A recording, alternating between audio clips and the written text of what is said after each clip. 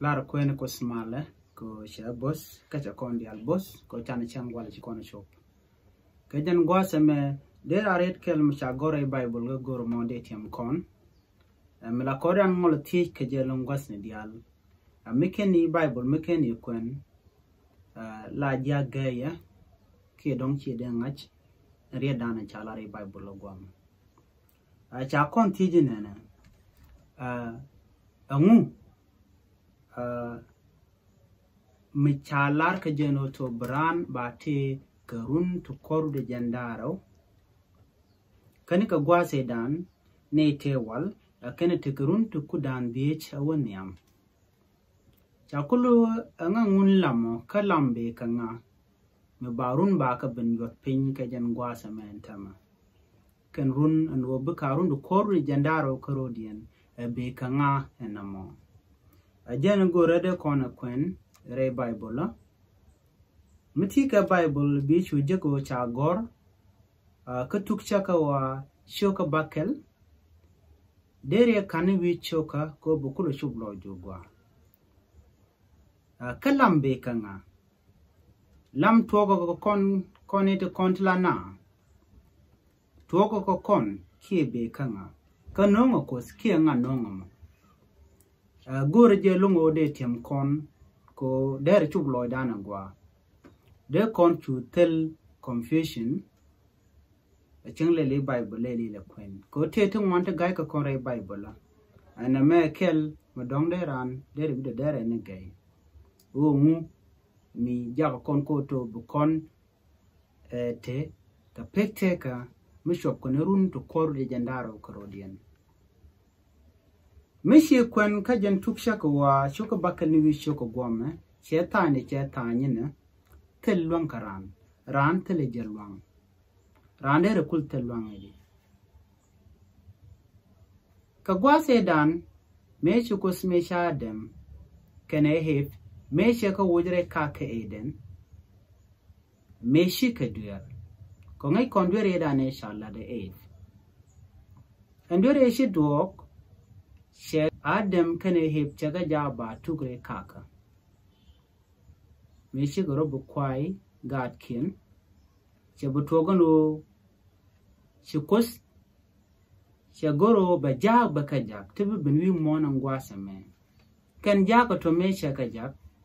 chaga jogo we are gojenetin chechak tinta wi mon me je jak me shi ka binwi monan wana me Nika ben dien re wija me shika chop and we mondana me shikaran shikanejek chadap ka gwar te balang nyiri tekanen te go shikan ka bijeg we monan gwaza te kontena chi jaki jakos kejan shikaman chalat ka bible wa shika rodian mek gwar to go ka peglo nikian Wa shukan ka kan shukan a man ken shukan ka shudab God kan God ato me shi to kaka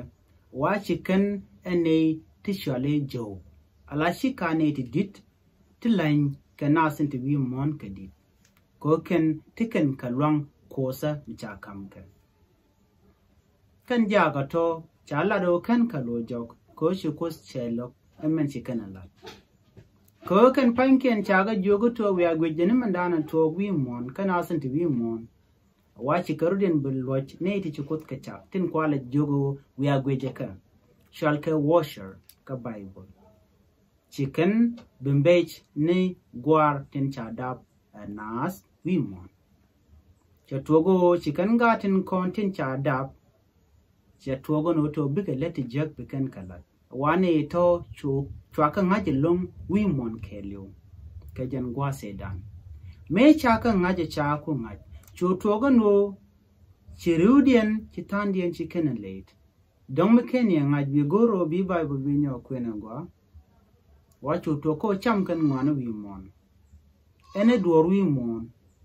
chu kun ko to cham kan kamene na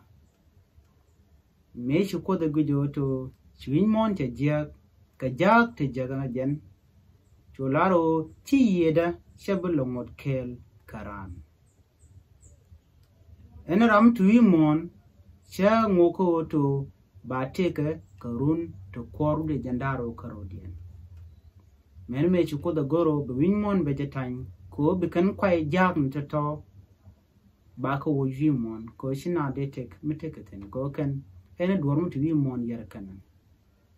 jene kwano wa kwajele lare kaje re shalat me kuna ko rai ko kot ko je lado yen ci ko de laro tu bin mon be de kanyo ka kuje mo re de rodun bi a chan re chan je lat kel bana kante ga bana je ka chan nyo bano dol kanan nawa ne te lat ka rai shi kan jag ne te lat ka rai kanas lokana ka kuje mo mene me ci gwade ci nyoch ci ben ka je ci to ko de ne me kana nyo kana jabe ke kana gor bin mon be tan chala do ne di alte ti mon de ka tur de tel kwaran muteten dong de changa na nyok ka tur pen ka kuje mo chu no wa chu ko la re ai kan ne te shim di chinga te kon te chu ko ka je kel kana le dial mol pen dial ene duor mi chu ko la ra ni wo gore ai mo wa che ore jamo kan kwai dial te kon te nyon chikan kalat chi ka chu dot wi mo men me shin ya dam ku kan lo mi kan de ka ore ria chi chu tel gwam de chu ria ga je chu le duno chana ji wo shi abulon ngot ka mo yen yam ko bi ate ka ten me bar ajen kam ko kon run ti chop ko koru de jandaro ka je gor no ne me be chu lo dun ka lo da man cha gor bi kwen ka jen tuk shaka wa shoka bakal ni wi shoka bi pale pe ni goma nika bas and badek dien gore bi kwen ba shop lodu koru rada dien ba jote ke janyok ngu mi liunas ke je karun to koru jandaro tuga nga